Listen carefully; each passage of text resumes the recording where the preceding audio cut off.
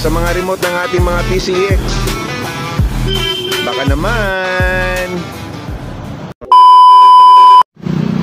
Hello mga kabroom broom. Ayan, sa may dagdag aangas na naman tayo sa ating mga unit. Kung ang unit mo po mga lods ay PIX CX, ayan, may pwede sa'yo to. Ang link nasa comment section mga lods. Try mo.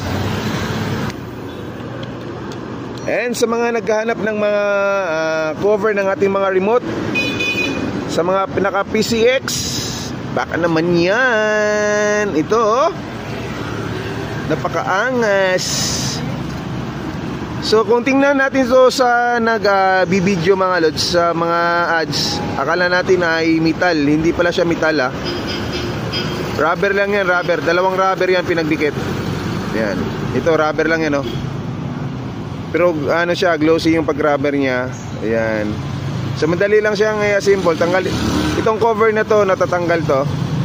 Itong portion na black. And may kasama siyang maliit na tornilyo para dito. Yan, ito tornilyo mo to. Ito siya, yan. So, sun cap pa. So, kinuha ko is metallic gray. Yan yung kulay niya, metallic gray. Napakagaang lang oh. Yan oh, napaka-handy lang yan. So, sa mga remote ng ating mga PCX, baka naman ilagay ko yung link sa may comment section or sa may yellow basket. Yan, dagdag angas yan sa ating mga remote cover. Yan no, saktong sakto yan no. Napaka-handy yan. The best. So mas maganda pa to kung yung kabilang remote na duplicate ay yung may emblem ng Honda, yung kulay may puti dito. Lalabas yung kulay ng emblem ng ating mga remote control.